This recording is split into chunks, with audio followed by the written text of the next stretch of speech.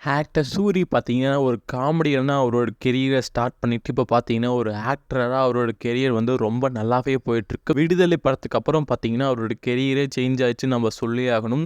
ஏன்னா பார்த்தீங்கன்னா, நெறைய படத்துல லீடிங் ரோல்ல இப்போ ப்ளே பண்ணிட்டுருக்காரு. ஸோ அந்த மாரி 2024ல பெரிய பெரிய படத்தெல்லாம் ஒரு இம்பார்ட்டன்ட் ரோல்ல ப்ளே பண்ணியிருக்காரு. ஸோ அந்த மாரி அவரோட ஆக்டிங்ல அடுத்து ரிலீஸ் ஆற எந்தெந்த படம் எந்தெந்த டேட்ல ரிலீஸ் ஆகுன்னு சொல்லிட்டு ஒரு சின்ன அப்டேட் தான் இந்த வீடியோல பார்க்க போறோம். ஃபர்ஸ்ட் பொறுத்தவரையும் பார்த்தீங்கன்னா, கருடன். இந்த படத்த பொறுத்தவரையும் பார்த்தீங்கன்னா, ஆர்.எஸ். துரை செந்தில்குமார் தான் இந்த படத்த வந்து டைரக்ஷன் பண்ணியிருக்காரு. இந்த ஸ்டோரிய பொறுத்தவரையும் பார்த்தீங்கன்னா, வெற்றிமாறனோட ஸ்டோரி தான் இந்த படமும்.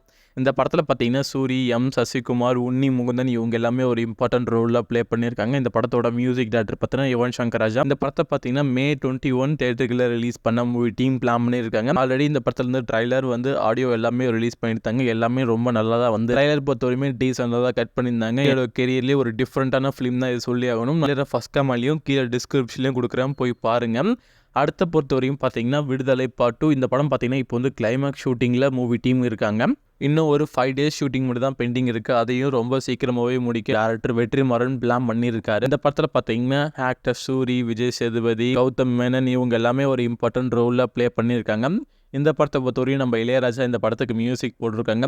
எப்படி பார்க்கலாம், ரொம்ப சீக்கிரமாகவே விடுதலை பார்ட் 2க்கான அப்டேட்டை ரிலீஸ் பண்ண மூவி டீம் பிளான் பண்ணியிருக்காங்க. அடுத்து பார்த்தீங்கன்னா, ஆக்டர் சூரி லீடிங் ரோலில் ப்ளே பண்ணுற 7 கடல் 7 மலை இந்த படத்தை பற்றி தான் பார்க்க போகிறோம். இந்த படத்தை பொறுத்தவரையும் பார்த்தீங்கன்னா, டேரக்டர் ராம் வந்து இந்த படத்தை வந்து டைரக்ஷன் பண்ணியிருக்காங்க. பார்த்தீங்கன்னா, நவீன் பாலி, சூரி, அஞ்சலி இவங்க எல்லாமே ஒரு இம்பார்ட்டன்ட் ரோலில் ப்ளே பண்ணியிருக்காங்க.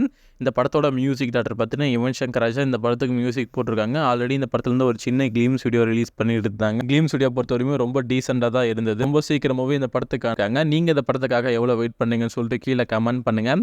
அதே மாதிரி இந்த படத்தை பொறுத்தவரையும் பார்த்தீங்கன்னா, ஜூலையில் ரிலீஸ் பண்ண மூவி டீம் பிளான் பண்ணியிருக்காங்க. அடுத்த படத்தை பொறுத்தவரையும் பார்த்தீங்கன்னா, ஆடியன்ஸ் ரொம்ப வெயிட் பண்ணுற படம் தான் வந்து கொட்டுக்காளி. இந்த படத்தை பொறுத்தவரையும் பார்த்தீங்கன்னா, PS வினோத் ராஜன் இந்த படத்தை வந்து டைரக்ஷன் பண்ணியிருக்காரு. இந்த படத்தை பொறுத்தவரையும் பார்த்தீங்கன்னா, ஆக்டர் சூரி, அனந்த் பீம் இவங்க 2 பேரும் இம்பார்ட்டன்ட் ரோலில் ப்ளே பண்ணியிருக்காங்க. இந்த படத்தை பார்த்தீங்கன்னா, நம்ம சிவகார்த்திகேயன் ப்ரொடியூஸ் பண்ணியிருக்காங்க. இந்த படத்தை பொறுத்தவரையும் பார்த்தீங்கன்னா, ஆல்ரெடி ஒரு பெரிய இன்டர்நேஷனல் ஃபிலிம் ஃபெஸ்டிவலில் இந்த படத்தை ரிலீஸ் பண்ணி அவார்ட்லாம் வாங்கியிருக்காங்க.